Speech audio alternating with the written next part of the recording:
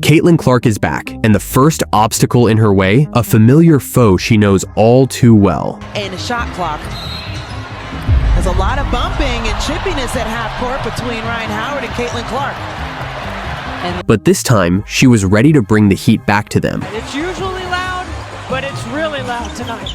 Clark, the hesitation, draws the foul, lays it in, and one, Caitlyn Clark. And tonight, she set the tone early, getting everyone involved right out of the gate. Against the Golden State Valkyries, here's Caitlyn Clark on the drive, sets up Boston, and she's got Indiana on the board. But getting herself going from 3 wasn't happening early, so she made sure to get a bucket within the first few minutes. Finds it in the form of Clark, and her bank shot stays down. But this came with a risk, because as we've seen in so many games before, that targeted physicality against her was far from over. And same story here, getting hammered at the rim. And even without the ball, they were still chasing her. The ball more. Let her Hunter shot a bit.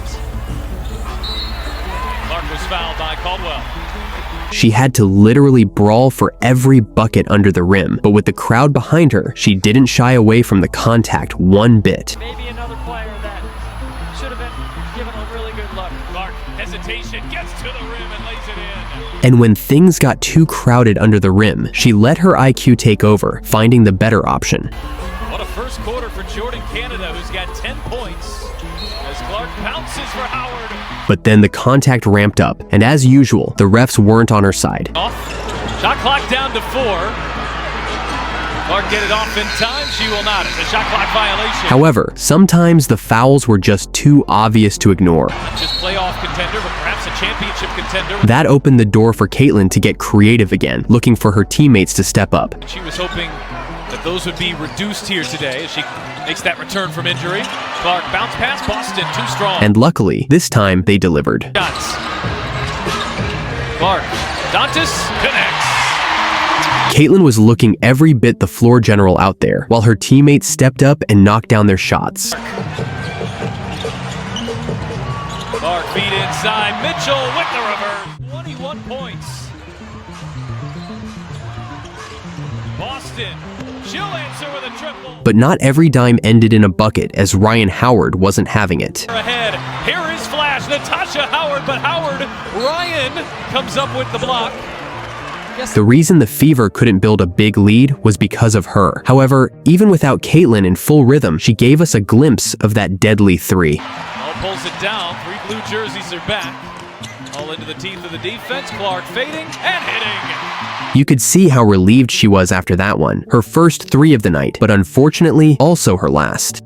Clark fire away and miss on a 3. But it wasn't the last foul from the Dream, who kept playing with their hands, yet the Fever managed to fight through and hold their ground, but not without taking a bump on the head. Mitchell, beautiful work on the baseline, lays it in. Is there a foul in there as well? It is so loud in this building. However, she didn't lose focus, even getting a little showy with it too. That drag action that is really successful for Indiana. Boston backs her way in, draws the foul, it's on the floor. All the fouls were clearly frustrating Caitlyn. Every possession she had to literally brace for impact, throwing her off her rhythm as she tried to adjust after some time away. But to her credit, she stayed persistent and kept fighting. Clark muscles her way inside, shot clock down to 5, flips it up, gets it to go, and a foul. And with that persistence, she took control, putting the Fever ahead. And heading into the 4th, she carried that same energy. But it's really loud tonight.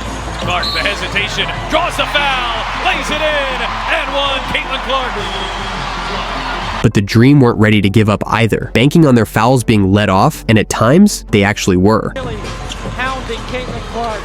Clark gets inside, Boston. And with Griner on the floor, Caitlyn had to be extra careful, so she went back to what she does best, dropping dimes. She will be first before it's all said and done. Atlanta loses Cunningham. With a 9-point lead, Caitlyn was reading the floor like a newspaper. Now here is Clark. Eyes ahead. Lob inside. Finds Boston right on the money. And the crowd was loving every second of it, so she rewarded them with yet another pinpoint dime. Indiana has doubled and or dug inside and got a turnover. Clark fire ahead. Dantas one-on-one. Makes it home. And a foul. The Dream were truly lost, fouling out players left and right, giving Caitlyn even more chances to feed Boston in the paint and extend the lead. Rebound. Indiana has 10 of them tonight, and Boston cashes in. With a healthy 15-point lead and just a few minutes left, this game was over. The Dream closed it out with 20 fouls, while Caitlyn quietly found her rhythm, racking up 9 assists despite hitting just 1 3. It's only a matter of time before she's taking over the league again.